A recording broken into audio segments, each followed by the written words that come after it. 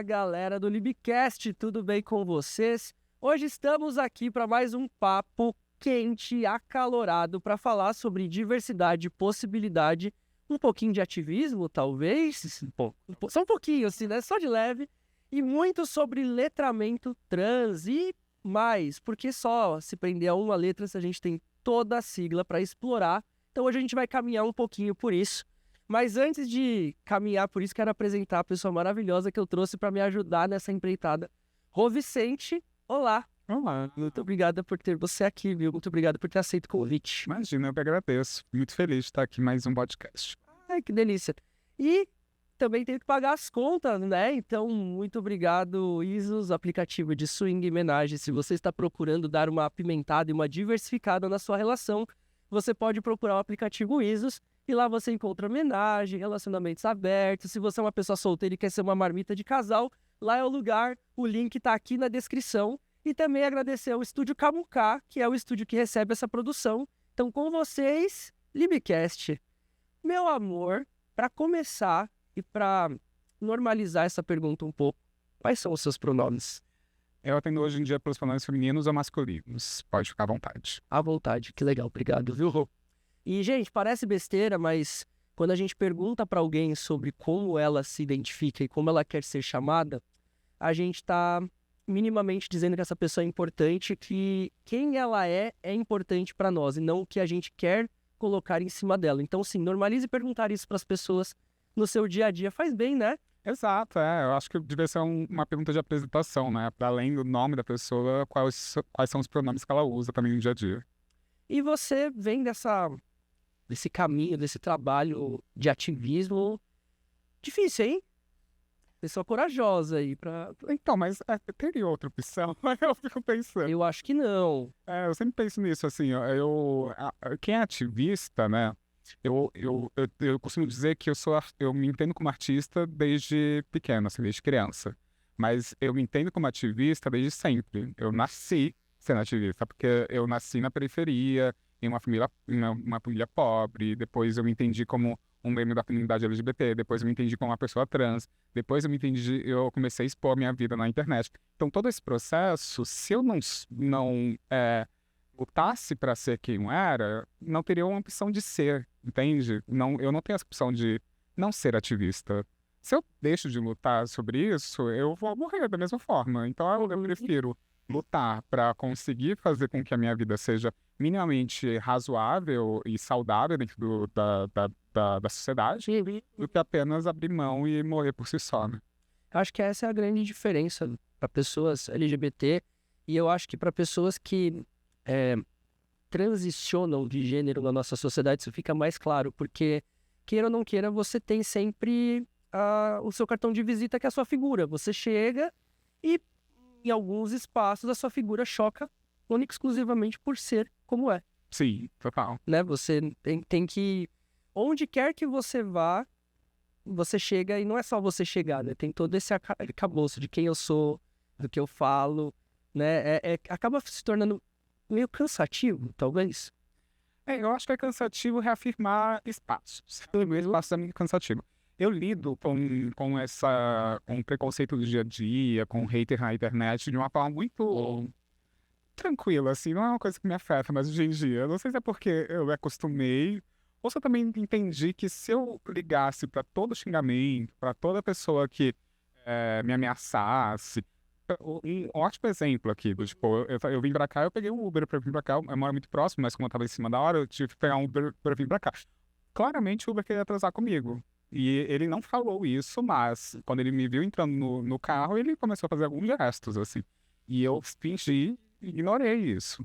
E aí, se eu for ligar pra todo Uber que quer transar comigo só por ser quem eu sou, ou se eu for ligar pra todo local onde eu entro e as pessoas olharem torto pra mim, eu não vou viver. Então eu fico assim, tipo, cara, eu não ligo mais pra essas coisas. Eu ignoro, eu levo na empreitada, assim mesmo, sabe? Tipo, beleza, é isso. É muito mais sobre ele do que sobre mim. Exato, é esse sentido de não ligar mais pra essas coisas que as pessoas vão fazer, sabe? Então, se o incômodo ele vai existir, o que eu vou fazer? O problema então não é meu, mãe, sobre o incômodo em si, né?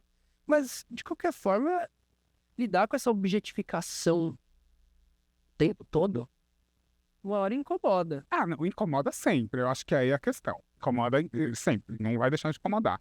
Agora, o que que você faz com o incômodo? Tipo, eu entendi que não tinha como eu lidar com esse incômodo de uma forma histérica, assim, sabe? Do tipo, isso vai acabar comigo, me deixar mal, depressiva, e não tem como, porque senão eu não vou viver mesmo, assim. Então eu lido com o incômodo de uma outra forma, assim. Ou é com humor, então se eu puder fazer algum tipo de piada com esse tipo de xingamento e tudo mais, eu faço. Então, se eu passo em algum lugar e alguma pessoa me chama de bicha, eu pego e falo, ai, meu Instagram é bicha na rua, amigo, então já me segue, que aí você consegue mais um seguidor, pelo menos a mais. Então, eu lido ou com humor, ou simplesmente eu vivo a minha vida, assim, ignoro isso.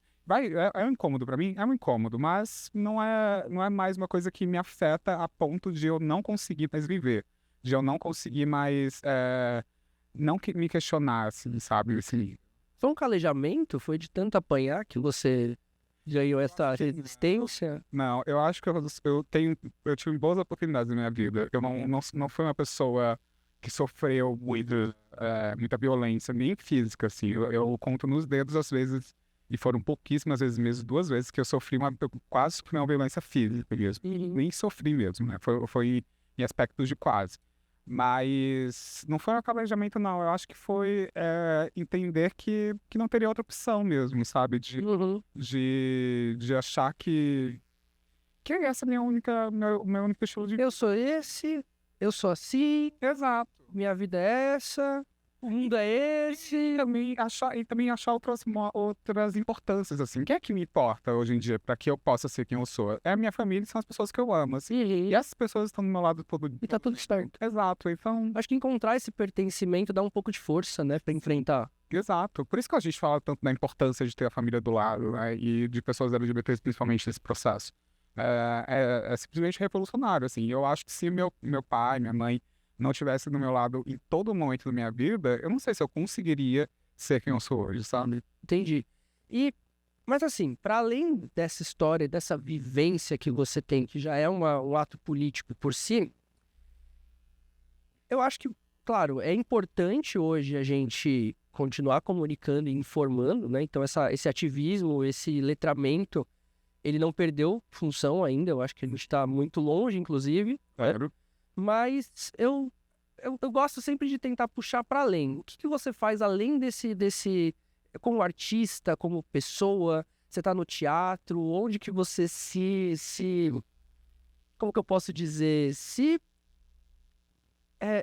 valida, se expõe, sabe? Se expressa de forma livre, sem pensar muito. Onde que toda essa força está direcionada? Hoje em dia eu me formei em teatro, né? Uhum. Cênicas, e depois da minha formação eu comecei a trabalhar muito dentro do meio artístico, ou atuando, ou produzindo, fazendo produções culturais e artísticas, assim. Então eu fiquei um bom tempo dentro desse processo artístico até que chegou a pandemia e aí a gente começou a rever as coisas porque os trabalhos começaram a diminuir bastante por conta da pandemia. E eu sempre tive uma facilidade muito grande com a comunicação, assim. O teatro me deu esse profissionalismo, mas eu sempre tive uma facilidade muito grande de me comunicar em frente às pessoas, gostava de falar mesmo. Legal. Então, antes do teatro, eu já conseguia produzir eventos, apresentar eventos e tudo mais. Então, depois da pandemia, eu comecei a achar uma segunda possibilidade de trabalho, assim, que acabou se tornando a primeira, que foi a comunicação para as redes sociais. Então, hoje, os meus principais trabalhos são de comunicação para as redes sociais. Eu faço a comunicação de 2 grandes páginas pro Instagram, então penso em todo o planejamento de comunicação e estratégia de comunicação deles para as redes sociais, além do Bicha na Rua, que é uma própria Instagram onde eu crio conteúdo, e aí é esse conteúdo mais informativo, educativo, e de até opinião, muitas vezes, sobre alguns assuntos. E dentro do meio artístico, eu tô muito ligado ao meu coletivo, né? Eu tenho um coletivo de arte LGBT, coletivo artístico queer, e aí desde então ele já tem aí 8 anos de criação, e a gente faz intervenções artísticas e tudo mais. No último ano, agora, a gente lançou um documentário chamado Vitória Trans, que conta a história de 7 pessoas trans travestis, uma delas sendo Erika Hill, então a gente apoiou uma parte da história dela. Que legal. E agora a gente está no processo de um segundo audiovisual, de um curta que vai falar sobre a história de amor entre duas mulheres, assim. Então hoje em dia eu me divido entre a comunicação para as redes sociais e nesse meio artístico também, com o coletivo. Cinema, audiovisual. O audiovisual é uma coisa que eu quero me profissionalizar. Eu me formei em teatro, né? E eu, ano que vem, eu tô querendo realmente voltar a minha formação para o audiovisual e começar a me aprofundar cada vez mais nisso, assim. Que legal, que legal. Eu gosto muito de ver possibilidades, né, de trabalho, de expressão mesmo, porque eu acho que o que é permitido para as pessoas, né, dentro da sociedade é muito limitado. Eu mesmo não me encaixo em N espaços, né, que falam, tinha que ser assim porque você é homem, por exemplo. Tinha? Quem disse? Onde está escrito isso? E eu acho que nós, artistas, a gente tem uma facilidade muito grande para ser transgressor, para olhar para essas coisas e chutar o balde e não ir lá catar. Sim. Porque às vezes a gente chuta o balde e depois enfia o rabo no meio das pernas e vai lá catar. Não, a gente chuta e... né? Sim. Eu acho isso bem interessante. Mas assim, dentro desse lado mais ativista, assim, o que você acha que... Como você vê hoje o ativismo no Brasil? Assim, você acha que ele tá... Porque assim, a gente tem de um lado a galera que reclama que tudo é mimimi, que tudo é exagero, que tudo não precisa. E tem a galera do outro lado que eu sinto que às vezes pega um pouco pesado. Mas às vezes, ao mesmo tempo, eu não consigo achar que não tá certo. Sim. Porque tem certas coisas que ou vai no grito ou não vai. Sim. Como que você vê esse cenário hoje? Eu sabia que meus seguidores chamam militantes, né? Eu adoro os meus seguidores.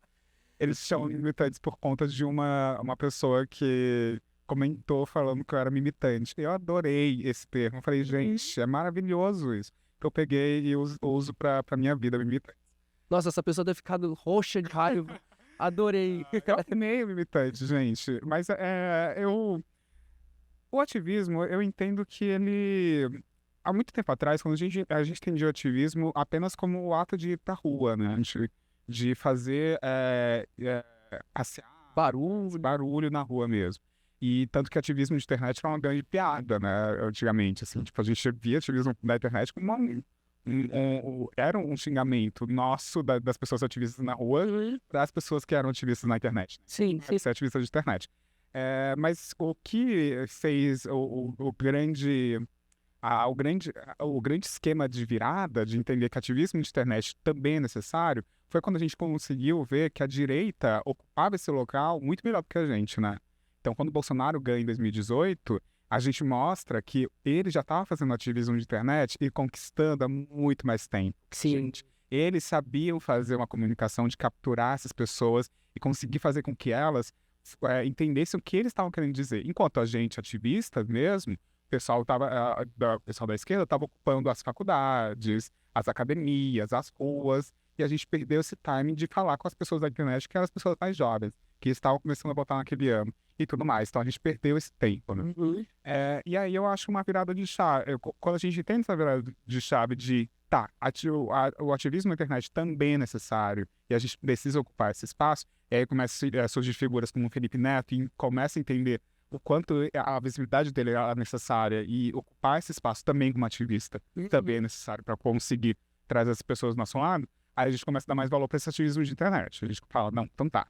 Como é que a gente consegue conquistar esse povo também e fazer com que isso também seja um modo operante nosso, assim. Que a gente possa conquistar as pessoas pro nosso lado, para o lado da esquerda. E aí entra num grande balaio de entender que tudo pode virar uma problematização, então tudo tem que virar um grande problema e a gente vai problematizar tudo a ponto de virar um ativismo até sem profundidade nenhuma, muito superficial e começar a virar um grande Twitter da vida, né? Então tudo virou um grande problema. Sim. A ponto também, e um contraponto, que são as pessoas superativistas e que estão ali gritando por isso. E aí eu acho que tudo tem uma medida, assim. Eu entendo que o ativismo radical, e aí quando eu falo de ativismo radical, eu tô falando muito das pessoas que seguem um modo único de vivência, e não tô nem falando de feministas radicais, assim, porque feminismo radical a gente entende que não é mais feminismo, né? As mulheres pararam no tempo e não conseguiram se localizar. Mas tô falando, as pessoas que são ativistas radicais a ponto, a nível de entender que tudo se faz com ativismo. Eu acho que essas pessoas são necessárias. Porque o ativismo, ele nasce de alguma forma do radicalismo, né? Se uma pessoa ela não se radicalizou, ela não entendia o ativismo. Então, o ativismo ele precisa nascer de uma radicalização. Talvez uma resposta à altura. Exato, porque o outro lado também era o extremismo, né? Então, uma resposta à altura do extremismo. Então, o ativismo radical é necessário e eu acho sempre que precisa estar presente. Mas o ativismo radical, ele é diferente da problematização de todos os problemas. E isso é uma outra coisa. Que aí, por exemplo, eu posso dar um exemplo muito bom, que foi a minha terapia ontem, assim. Quando aconteceu as eleições aqui em São Paulo, né? Enfim, Ricardo Nunes ganhou e tudo mais. E eu postei um stories do print do resultado, assim, e escrevi, tipo, odeio São Paulo. É um desabafo, entendeu? Odeio São Paulo, porque, tipo, gente, pelo amor de Deus, 2 semanas sem luz, trem pegando fogo, essas coisas aconteceram e vocês vão voltar no Ricardo Nunes. Eu não entendo o que acontece com essa cidade. E só postei esses stories. E aí uma pessoa respondeu do tipo, não, é que eu acho que a esquerda precisa se repensar e o ódio por si só não dá. Amor, você não entendeu o que quis dizer. Eu tava apenas querendo desabafar, eu tava querendo só falar, tipo, eu odeio São Paulo nesse momento, eu não quero problematizar essa questão. E não é um ódio crônico, de que você vai sacar uma arma, começar a matar pessoas pela sua janela. Desabafo, meu anjo. Deixa eu apenas odiar São Paulo nesse momento da minha vida. Amanhã, daqui 2 minutos passou. Exato, amanhã a gente problematiza essa questão, amanhã a gente faz um texto e se aprofunda essas questões. Então eu acho que a gente perdeu o timing também de entender que nem sempre precisa se problematizar tudo, assim, sabe? Nem sempre a gente precisa falar sobre tudo. Hoje em dia, eu me preservo muito para falar o que eu quero falar e não o que as pessoas me cobram para falar, assim. Tem muitas coisas que muitos seguidores meus me pedem para falar e eu penso, gente, sinceramente, eu não tô eu não tô afim de problematizar sobre isso. Então, se eu acho que é uma coisa muito necessária e que eu preciso falar, aí beleza, aí a gente e aprofunda. Por exemplo, estamos cobrando muito pra falar sobre a última música da Anitta. Falei, gente, eu adorei a música. Por que eu vou problematizar essa música? Eu entendo que tem problemas na música, no clipe, mas por que eu tenho que problematizar? Tem outras pessoas falando sobre isso. Então, acho que a gente precisa começar a entender qual assunto a gente quer falar. Nem sempre a gente precisa falar sobre... Até porque a Anitta, se a gente for pensar nela como diva pop, fruto de uma sociedade, fruto de um costume, de pensamentos, de jeitos de ser... A letra dela, a música dela, ou os problemas que aconteceram lá, são frutos de tudo isso também. Se a gente for parar para problematizar a música dela, a gente tem que problematizar o antes. O que levou a música dela a acontecer do jeito que aconteceu. Exato, a gente tem que problematizar de onde é que ela veio, né? Por que a gente tá falando tanto sobre sexo? Por que as pessoas que vêm das periferias, elas falam tanto sobre sexo? Talvez porque elas estejam rodeadas por isso a todo momento, elas estejam rodeadas por isso na TV, na mídia, nas ruas, e o sexo seja a única saída também para algumas pessoas de entretenimento. Lazer, prazer. Lazer e prazer, sabe? Enfim, tem muitas outras questões. Mas nesse momento eu quero apenas escutar a porra da música e rebolar minha bunda, sabe? Tipo, tá tudo bem. Eu acho que tá tudo bem.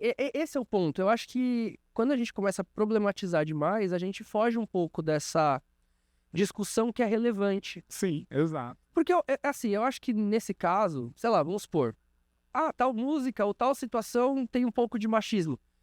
Eu sei, mas você já parou pra pensar, todo o resto do contexto também tem? Sim, sim. E eu acho que dá pra problematizar tudo de uma forma aprofundada e sem ser superficial, sabe?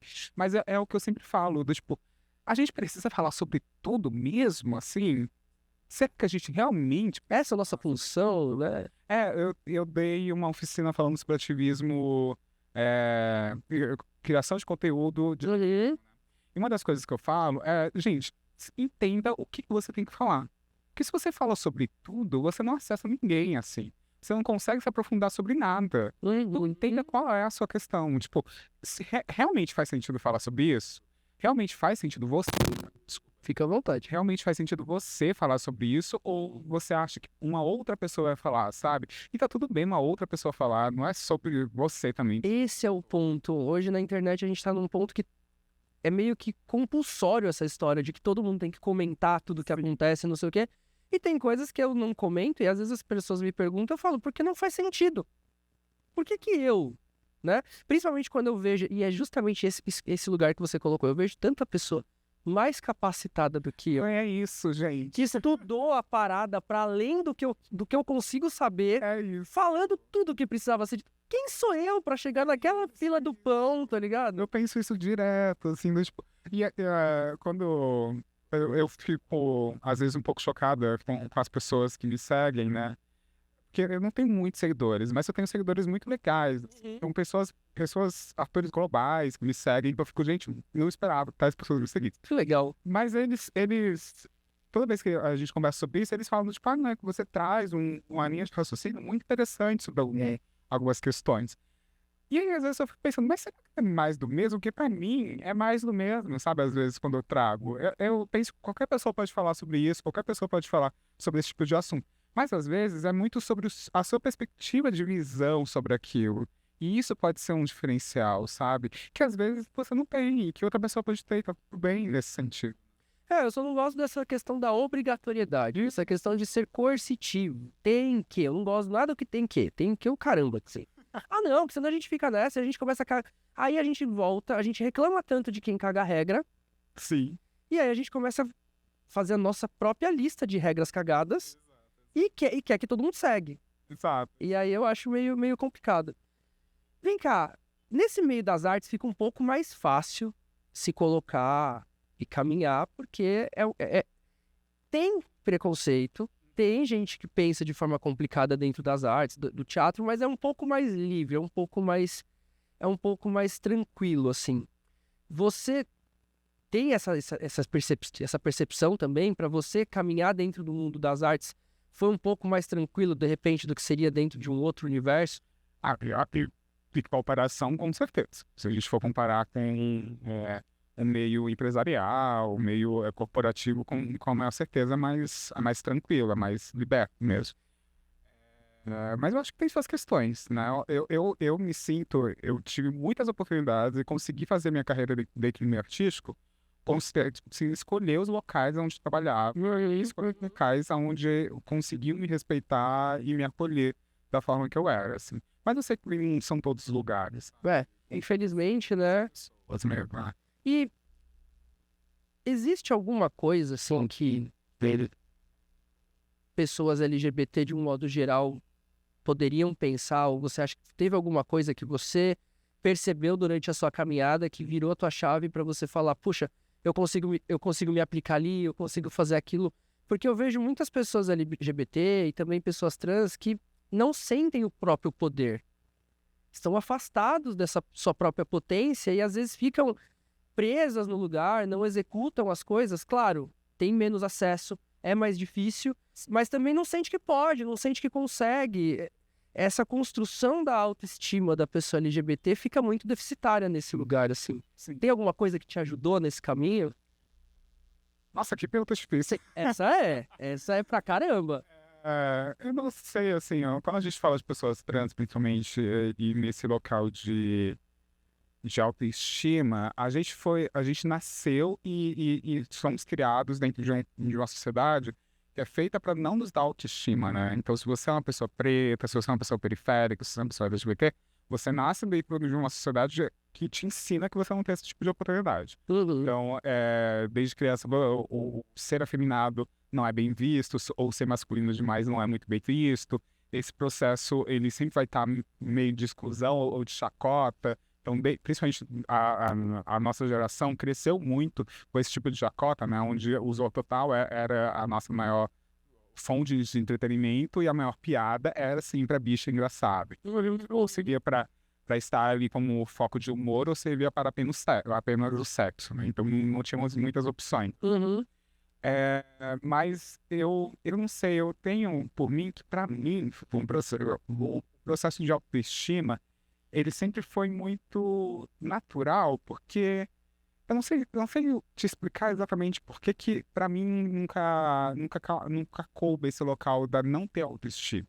Sempre tinha uma autoestima muito boa, até quando eu não era uma pessoa muito bonita e também era uma pessoa bem zoada, assim, sabe? era o grande motivo de chacota para muitas pessoas. Mas a minha autoestima, ela teve uma virada de chave quando eu entendi que ser quem eu era ia ter que ser uma luta diária. Quando eu tinha 15 anos, com 14 anos eu entendi que eu era um garoto gay. E isso para mim foi uma aceitação um pouco difícil assim, de ser feita. Porque eu já entendia sobre sexualidade, já entendia sobre gênero, meus pais sempre falam muito sobre sexo comigo, então eu cresci tendo uma educação sexual muito abrangente, aberta. E com 14 eu entendi que eu era um garoto gay e isso pra mim foi um choque. Eu falei, cara, eu não esperava que eu fosse gay. E é muito estranho, porque eu sempre fui um garoto feminado, eu sempre fui um garoto que destoava dos outros. Eu fui muito bem aceito dentro das rodinhas masculinas, assim, sabe? Mas pra mim, a ficha cair de ser um garoto gay foi um processo assim, tá, agora, o que eu faço a partir de agora, então? Com 14 anos eu entendi isso e com 15 foi o momento que eu me assumi pros meus pais. Porque foi um ano de encorajamento, assim. Não foi nem pra contar pros meus pais, porque eu sabia que isso pra eles não seria um problema, assim. Contei pra minha mãe, ela seguiu a vida e foi, sabe? Que bom. Eu entendi, mas eu entendia que pra mim o problema ia estar fora de casa, assim.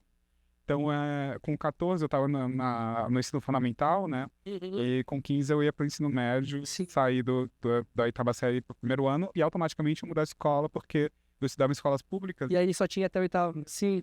E eu ia pra uma escola estadual.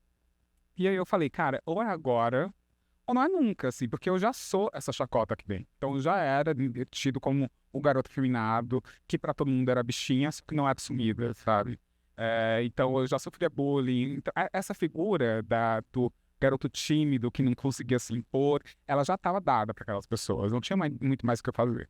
Então eu entendi que a mudança de escola poderia também ser a mudança de personalidade, que eu poderia colocar para fora. Entendi. Porque é mudar tudo, né? Exato. E aí, então, com 15, eu me assumo com os meus pais, mudo de escola, entro no teatro, e aí começo a me assumir como um garoto gay, e começo a perder essas amarras que eu tinha. Porque eu nunca fui uma pessoa tímida, assim. Eu sempre fui uma pessoa muito, muito comunicativa com as outras pessoas que... Mas você era meio tolhida. Exatamente. Então, com o bullying, isso me fez me retrair muito mais, assim. Porque pra mim não tinha a opção de repetir mais um ano no ensino fundamental. Eu não poderia repetir mais um ano. Então, pra mim, eu me calei e passei aqueles 8 anos apenas estudando, apenas sendo o melhor aluno e passando os anos ao decorrer da vida. Só que com o ensino médio, eu não queria que isso acontecesse. Então, eu comecei a entender quem eu era mesmo, sabe? Colocar pra fora quem eu era. E aí foi esse momento, essa virada de chave que eu começo a conquistar uma autoestima minha mesmo e entender quem eu era por si só. E aí eu acho que o teatro também ajudou bastante. Depois da minha formação de artes cênicas, foi aí que eu entrei na formação de teatro. A sua percepção da sexualidade, ela te ajudou a moldar e construir essa sua primeira identidade. Sim. Que não era mais... Não te tiraram do armário mais. Exato. Aí você foi lá e falou, não, é isso mesmo. Exatamente. E ainda não era nem uma questão de gênero, era uma questão muito de sexual. De você, eu entendo. Eu entendia muito sobre gênero, mas eu não me colocava ainda como uma identidade não masculina. A identidade não masculina, ela foi muito por conta do teatro, assim. O teatro me deu...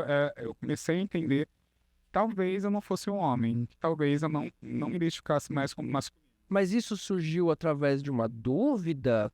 Como que essa percepção nasceu em você, assim? Como que você, pela primeira vez, assim, falou, pera, eu acho que eu não sou um garoto? Foi olhar para outros garotos e não se identificar? Foi olhar... Como foi isso, assim? Eu acho que foi quando eu fiz um espetáculo que eu me vesti de uma forma muito feminina. E não era nem feminina, era muito andrógena ainda, sabe? Misturava um masculino com um feminino, assim. E eu me senti completamente confortável com aquela roupa, assim. Não era uma coisa que me colocava de um processo de insegurança. Era uma coisa bem confortável, assim, pra mim. E aí meus pais assistiam todos os espetáculos que eu fazia, né, na minha formação. E meu pai assistiu o espetáculo e ele não gostou da forma que eu tava vestida. E aí eu sempre fui a pessoa que enfrentou meus pais, né? Então, pra mim, aquilo foi o pontapé do tipo, não gostou? Então vai ser dessa forma que eu vou me vestir hoje em casa. Entendi. E aí esse processo de me vestir em casa de uma forma mais feminina, mais andrógina, foi me deixando cada vez mais confortável, assim, pra ir sair na rua aos poucos dessa forma. Então você experimentava roupas, estilos. E aí, quando eu comecei a sair na rua como uma forma mais andrógena, eu comecei a entender que eu não tinha como mais ser lida como homem. Que eu não queria mais ser lida como homem também. E aí entra na binariedade, né? Eu começo a me colocar como uma pessoa trans não binária. Ainda só como uma pessoa não binária, eu não coloco muito como uma pessoa trans naquela época, porque mais como medo mesmo, né? Tipo, carregar a nomenclatura da transgeneridade é entender também que você vai entrar dentro de um processo de violência, assim. Você vai poder morrer, ter a expectativa de vida de 35 anos, entrar na porcentagem de pessoas desempregadas, de 90% de pessoas trans que estão desempregadas hoje no Brasil. Enfim, então é todo um processo que eu tinha muito medo ainda quando eu tinha ali 20, 22 anos. E aí depois, quando eu chego para os 23, 24, eu começo a assumir a minha transgeneridade e me ver cada vez mais como uma pessoa trans, né? E aí esse processo da transgeneridade me coloca muito nesse aspecto feminino, e as pessoas começam a me ler cada vez mais dentro de um gênero feminino que para mim é confortável estar, mas eu também ainda me ligo de uma forma masculina e dentro da não-binaridade me encontro, ainda consigo me encontrar. Eu acho muito interessante que também rola uma treta, assim, não é bem uma treta, mas é um desconforto entre a comunidade trans, quando uma pessoa que é trans usa elementos ou signos mais masculinos, porque parece que está destransicionando, ou gera essa dúvida. Então, é um espaço de cobrança, acaba sendo dos dois lados, né? Sim. Sendo que no final das contas era só viver, né, gente? Era só viver. Era só viver da forma que você quer. Ele quer o cabelo daquele jeito, pois tem o cabelo daquele jeito. Ela quer o cabelo daquele jeito, tem o cabelo daquele jeito. Ah, a roupa é assim. E sabe, essa cobrança de pessoas trans por serem mais femininas, também vindo da comunidade trans, também é uma cobrança da cisgeneridade, né? A cisgeneridade, ela colocou um aspecto muito binário na vivência. Quem que diz que a gente precisa ter uma série de linguagens femininas para ser lido como mulher, ou ter uma série de linguagens masculinas para ser lida como homem? A cisgeneridade, uma sociedade que entendeu que precisava ter uma divisão binária para fazer a divisão de poderes. Então, onde o homem é mais poderoso que a mulher, e é por isso que a mulher sempre vai estar abaixo do homem, porque tem certas divisões de gênero para que isso possa acontecer. E aí eu acho que a comunidade trans, ela só obedece esse processo mesmo, sabe? Ela nasce dentro dessa estrutura. Então, queira ou não queira, até pra gente que pensa isso, que questiona esses códigos sociais, a gente nasceu dentro deles. Exato. Então, a gente também tem que perceber essas novas possibilidades estando dentro da possibilidade antiga, né? E eu vejo que é de fato isso, né? Esse espectro cinza foi todo apagado, virou preto e branco, ou é isso, é aquilo. E é muito doido porque, assim, quando eu furei a orelha pela primeira vez, acho que eu tinha 7, 8 anos de idade, foi um brinco. Bicha, mas foi novo, né? Foi novo. Eu tinha 7, 8 anos de idade, eu vi um cara com um brinco na rua, eu gostei. Eu achei aquilo genial. Deu pra perceber que eu gosto um pouco de ferro, né? E aí meu avô, na época, ficou louco da vida por causa de mano, não tinha 50 gramas de metal no meu corpo, cara, e ele já ficou puto, porque isso é coisa de mulher, sabe? Sim. E assim, e aquilo eu lembro que me chocou muito, porque eu não tinha essa percepção de que brinco era coisa de brinco, era legal. Exato. Pra mim era só muito legal. E eu queria ter também. Sacou? Você acha que a gente é um pouco...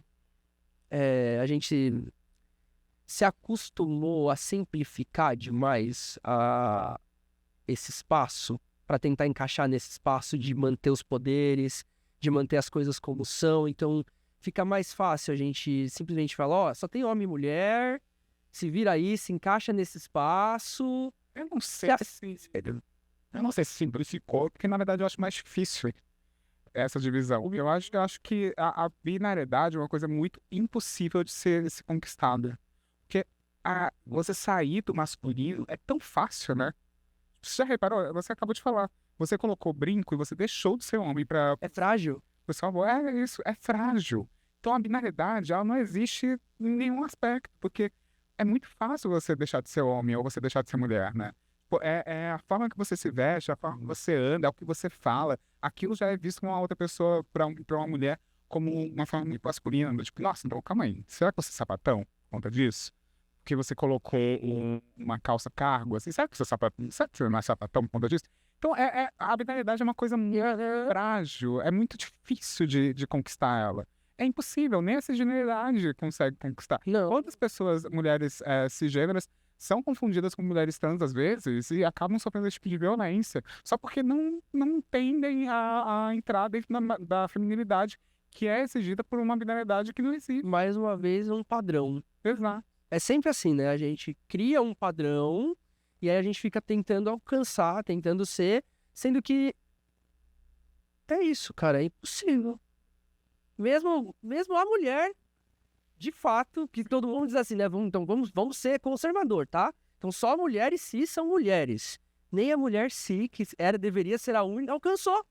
É inalcançável a binaridade. Por isso que eu falo que tipo, a binaridade é uma invenção de poderes, assim. E nitidamente, ela foi inventada apenas para poder fazer uma divisão de poderes da sociedade, onde homens eles são mais poderosos e mais ricos e mais têm mais expectativa de vida do que as mulheres. As mulheres foram feitas para obedecer nesse tipo de padrão mesmo.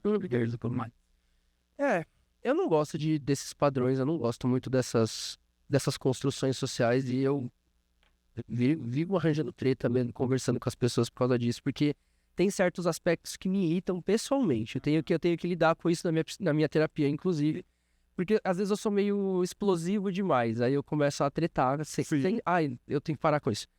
Mas assim, e você, nesse mundo, nesse ativismo, nesse espaço, caminhando, convivendo com outras pessoas, com outras histórias trans, assim, vendo internet caminhar, porque de uma certa forma ou de outra, hoje a gente, mesmo reclamando e com hater, a gente tem mais personagens LGBT, a gente tem um pouco mais de representatividade. Talvez não esteja, talvez não, né? Tá bem longe de estar igualitário, mas a gente ainda consegue estar e ocupar alguns espaços. Você sente que a gente algum dia vai ocupar um espaço mais igualitário? Ou que a gente sempre vai estar nesse espaço da busca? Você acha que é possível, de fato, um dia a gente pensar numa sociedade onde não importa se você transa desse jeito ou daquele jeito. Tá tudo bem, vamos tomar uma breja aqui, tá tudo certo.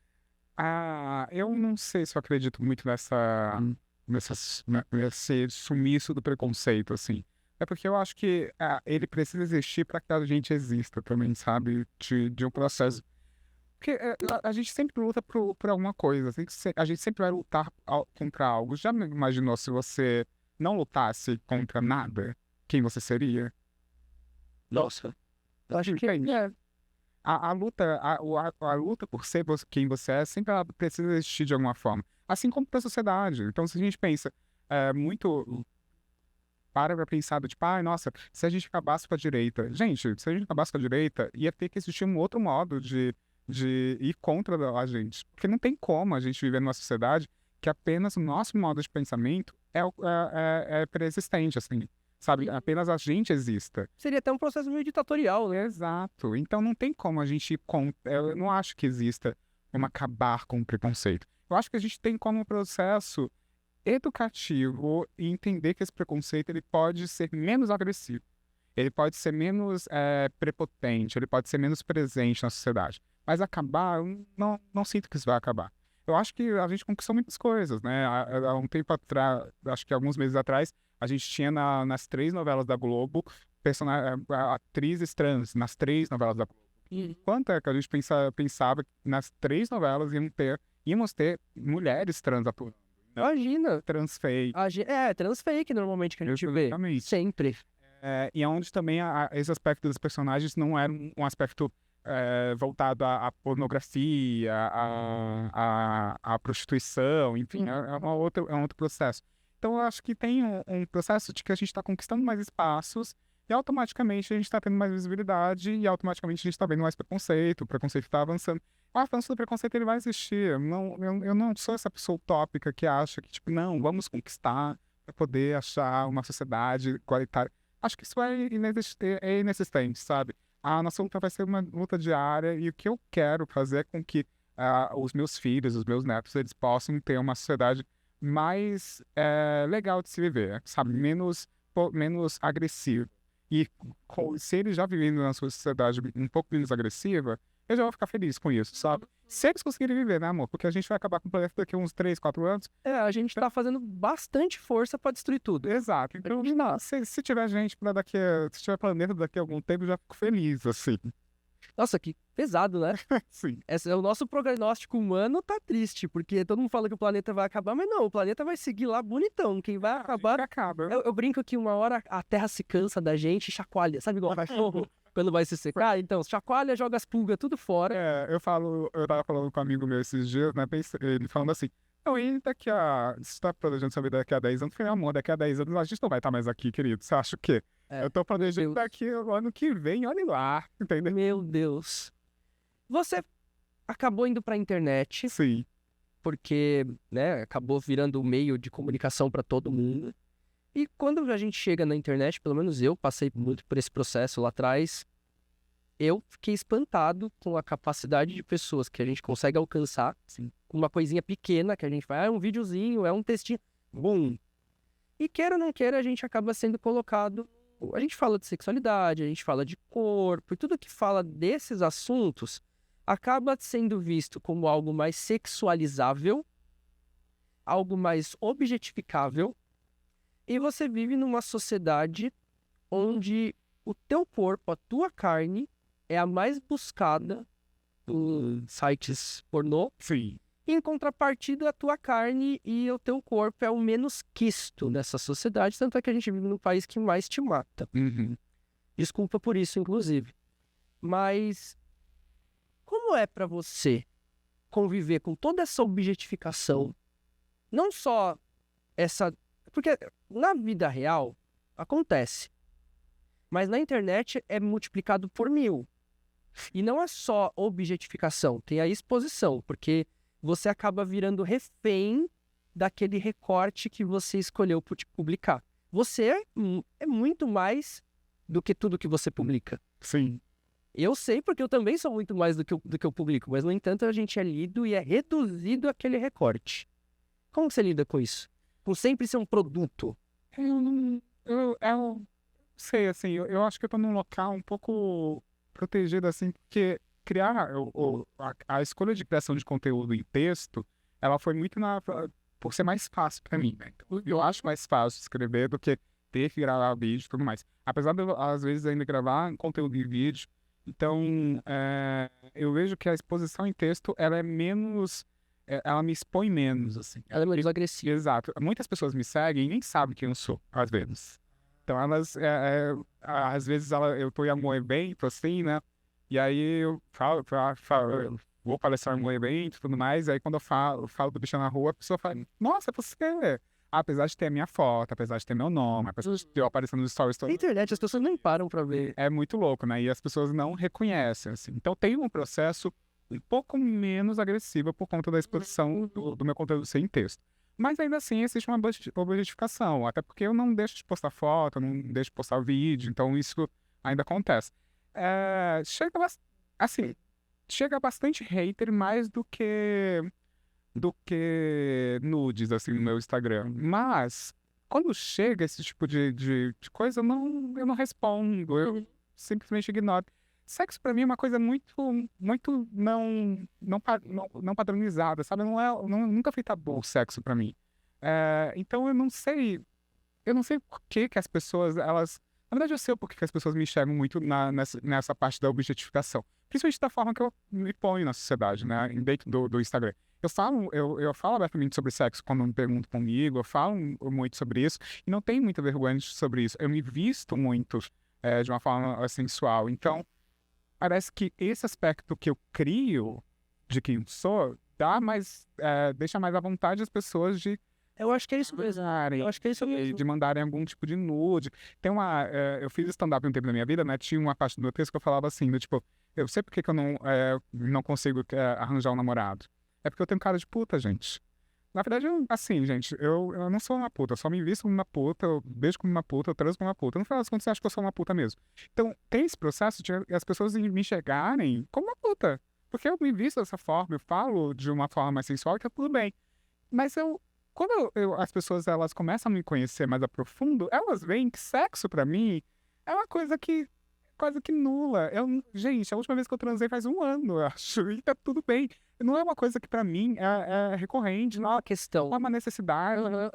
E aí eu vejo que quando chegam essas pessoas super desesperadas pra transar e mandam nudes e querem me objetificar, eu tenho um processo de pena mesmo, assim, tipo, nossa, que pena pra você que sexo é uma necessidade a ponto de você mandar um nude pra uma pessoa completamente desconhecida e achar realmente que eu vou te responder como, tipo, nossa, vamos transar, sabe? 18h30, meu endereço. Isso não é só no Instagram, né? Eu falo. Hoje eu até postei um vídeo sobre isso, sobre as conversas que eu tenho no Grindr. Nossa, Grindr é... Ai, E é surreal, gente. Eu queria muito entender, agora falando pra vocês, assim, eu queria muito entender o porquê que você acha que o seu pau de 22 centímetros vai fazer eu sentar em você. Não faz o menor sentido você me mandar o seu pau de 22 centímetros sem falar um oi pra mim. Eu não quero nem ser. Gente, primeiro, pra mim, passou dos 18 centímetros, então não é nem sentável. Segundo, se você não fala comigo, eu não vou transar contigo. Não tem sentido isso, sabe? E aí eu fico sempre pensando o quanto e aí é muito também voltado a um foco muito grande a homens gays também, né? Nesse aspecto. Quanto o sexo virou apenas uma moeda de troca para muitas pessoas, assim. Tipo, todo mundo quer transar a todo momento. E o sexo virou uma coisa que, tipo, é constante. E eu sempre tenho um processo de preguiça, assim. Tipo, gente, pra mim, ótimo se pra você é dessa forma, mas comigo não vai rolar assim, sabe? eu acho que todo mundo que fala muito abertamente sobre sexo, que vivencia isso, que tem a plenitude da sua sexualidade nas mãos, goza quando quer gozar, transa do jeito que quer transar, é desse jeito, é daquele jeito, é daquele jeito, pra gente se torna algo tão resolvido que não gera. Eu concordo muito e me sinto muito parecido com essa sua sensação, porque às vezes vem umas pessoas colocando uns fetiches pra mim, eu falando algumas coisas que eu falo assim, que legal. Que da hora que você perde isso. Tipo, é isso, que da hora. Porque pra mim é normal, eu não vou ficar, sabe, absurdado ou qualquer coisa do tipo. Sim. Então eu sinto muito isso, assim, as pessoas têm uma fique na cabeça de quem tem essa liberdade sexual tá disponível. Exato. É muito surreal isso. E aí, quando as pessoas me conhecem, mais, tipo, de amigos mesmo, que viraram amigos, depois viraram amigos, as pessoas falam, nossa, mas você não é uma pessoa que transa, na verdade, né? Gente, eu não sei, tudo bem, eu entendo que as minhas fotos, a forma que eu fui visto, é sempre muito sensual. E que bom que eu sou essa pessoa sensual, que aí quer dizer que eu tenho uma liberdade com o meu próprio corpo. Sim. Que não era muito bem. Você explora. Exato. Que não era uma liberdade que era dada pra mim quando eu era adolescente, assim, sabe? Eu não tinha essa autoestima de conseguir me expor meu Eu vi corpo. uma foto no seu Instagram que eu adorei, que é uma foto de você mais novo e você tá com uma botona e bundão e não sei o que. Eu falei, caralho, eu achei da hora. Ai, gente, aquela bunda é questão de ângulo da foto. Eu não tenho tudo aquilo, não, tá, gente? Então, no pessoal é mesmo. Para. Bundão, sim. Vejam lá no Instagram. Mas eu acho que eu tenho esse processo de achar que essa figura que ela foi. Muitas pessoas acham que eu queria essa figura propositalmente pra poder conseguir ser. Não, é você. Sou eu, só que ao mesmo tempo eu também pode ser uma pessoa que eu não quero transar, gente. E tá tudo bem, assim. Sexo não é uma recorrência pra mim. Eu tô super bem resolvido. E também não é a única possibilidade de satisfação. Isso, é essa a questão. Você se impõe em outros lugares. Eu também me empenho em N lugares, né? Sexo pra mim é mais sobre afeto do que prazer, sabe? Eu diria isso. Eu sinto muito mais prazer quando eu tô transando com alguém que eu Entrega. me sinto afetivamente com uma conexão do que com uma pessoa completamente desconhecida que vai ser super bonita e gostosa e tudo mais, sabe? Eu concordo. Eu acho que a gente pode ter sexo casual. Eu acho que é muito gostoso poder dar esse direito para as pessoas falar sobre essa liberdade. Sim. Mas não é porque a gente fala de sexo que a gente quer transar com você. É isso. Porque é muito isso, né? E eu gosto de conversar com pessoas que têm essa liberdade com o próprio corpo e que vivenciam isso em plenitude, porque eu sempre chego nesse lugar em algum momento das pessoas falando, mas eu não transo tanto assim. Porque ninguém. Esse é o ponto. Acho que a pessoa que fala que transa 3, 4... as pessoas mentem. É isso que acontece. É igual todo mundo ter um pau maior do que 20 centímetros. As pessoas mentem. Não é assim que funciona, né? E eu acho que também cria essa fique, porque talvez a pessoa tenha uma vivência tolhida com a própria sexualidade, tem certas coisas que são ali sufocadas dentro daquele ser, que ela vê outra pessoa exercendo e vivendo, então ela começa a imaginar como seria ela vivendo e tal. Sim. E aí projeta isso na gente. E aí a gente volta àquele ponto, né? Também a sociedade é muito movida a sexo, né? Então tudo se move movida a sexo. O sexo é uma coisa muito presente em todos os momentos. E a gente tá sempre nisso, né? Por um lado, música, tudo estimulando. Sexo, sexo, sexo, sexo. E por outro, tem um movimento de não pode, é pecado, cuidado. Se fizer isso aí, papai do céu já viu, hein? É um conservadorismo muito diário e aí quando a gente aparece com essa figura que não tem esse medo desse pecado existente dentro do conservadorismo, né? A gente tem também essa presença sexual, então as pessoas imaginam muitas coisas da gente, né? Por conta disso. Gente, você é uma pessoa maravilhosa de conversar, eu tô me divertindo muito aqui, porque é gostoso poder conversar com alguém que a gente pergunta sem tabu. Sim. Porque às vezes, tem muitas vezes que você vai conversar sobre esses assuntos e você vê que a própria pessoa traz um monte de dedos e um monte de... Eu gostei muito de ver você no outro podcast aqui nessa mesma também, porque eu me senti confortável justamente disso. Chegar e falar, pô, eu vou perguntar, e eu sei que a pessoa vai entender que não é uma tentativa de transformá-la num animalzinho de circo pra gente ir lá ver, sabe? Um zoo. Ai, como que é o ser humano diferente? Eu nem gosto disso, sabe?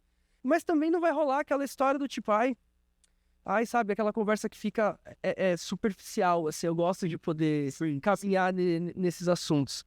E você me permitiu aqui aprofundar algumas coisas e talvez trazer algumas percepções para as pessoas que estão lá do outro lado, que talvez estejam nesse processo de se descobrir LGBT, ou de se descobrir trans, ou de se descobrir qualquer outra coisa, e falar assim, talvez valha a pena enfrentar para sair do outro lado, né? Mas é mais ou menos aquela analogia da borboleta. Tem que rasgar o casulo, né? Sim. A gente tem que ter essa força. E obrigado por você fazer o seu conteúdo, viu? Eu acho que pessoas como você na rede, falando sobre o que você fala, reclamando de fala machista no BBB, sabe?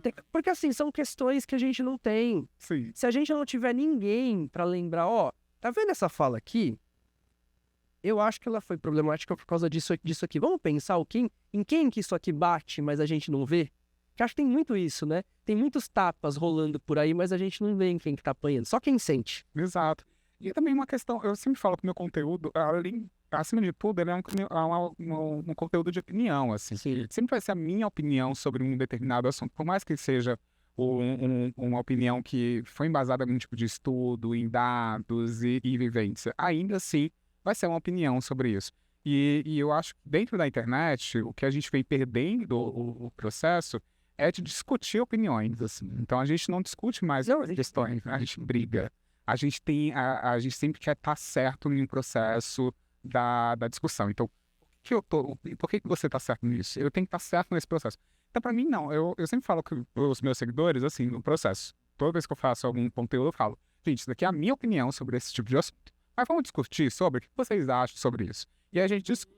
Mas eu também entendo que com a internet, principalmente nos últimos anos de 2018 para cá, a gente também precisa identificar as pessoas que querem aprender sobre um determinado assunto e que estão ali para discutir, e as que querem encher o nosso saco apenas, assim, que querem tirar a gente do... Só o caos, tá ali pelo furdunço. Então, eu hoje em dia consigo dividir isso muito bem feito, assim. Então, se você tá ali só para me encher o saco e me tirar do sério, amor, eu vou te xingar, provavelmente. Se você me xinga, eu vou te responder da mesma moeda. Não tem... o Bicha na Rua, pra mim, meu Instagram, ele é um processo muito direto, assim, com as pessoas. Eu não sou uma pessoa que tá respondendo a uma ONG. O Bicha na Rua é expor. Exato. O Bicha na Rua sou eu e eu vou ser sincera com o que vocês estão falando. Então, se você me xinga, você está me dando diretamente de xingar. Se você falou alguma merda, você também está me dando o direito de falar alguma outra merda.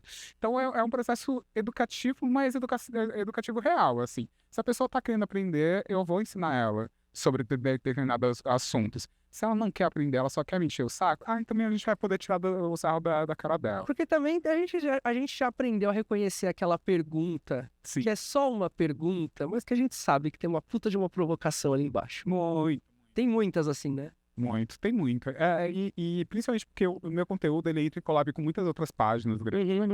Quando isso acontece, cada vez mais pessoas chegam para problematizar de uma forma não problemática questões que eu tô trazendo. Mas enfim, a gente vai seguindo a vida. Eu fico muito feliz de conseguir alcançar cada vez mais pessoas e as pessoas acharem conteúdo informativo e legal, assim, nesse sentido. Eu fico muito feliz de também ter te possibilitado mais esse espaço de fala e de expressão, para que você continue levando sua mensagem e sua linguagem para todo mundo. A gente, aqui nesse espaço, defende a liberdade e a diversidade do jeito que ela é, não do jeito que as pessoas queriam que fosse. Sim. E aí a gente tem que aprender a viver com o outro, conviver com o outro do jeitinho que ele é. E conviver com você é uma graça, você é um... Nossa! Obrigado mesmo por ter vindo, viu? Eu que agradeço. E galera, este foi mais um Libcast. Dessa vez... Gente, passou super rápido. Passou super rápido, né? Eu trouxe aqui a Rô para falar um pouco sobre isso, pra gente tentar discorrer um pouco esse assunto e tentar desbravar um pouquinho mais desse mundo LGBT. Acho que a gente conseguiu um pouquinho. Sim. É sempre um pouquinho, né? É. E é isso. Muito obrigado. Todos os links importantes, então, dos conteúdos dela, de tudo que ela falou aqui, a gente vai caçar e vai colocar aqui na descrição para você ter acesso. Esse foi mais um Libcast. Eu sou Biel Vaz e até a próxima. Tchau, tchau.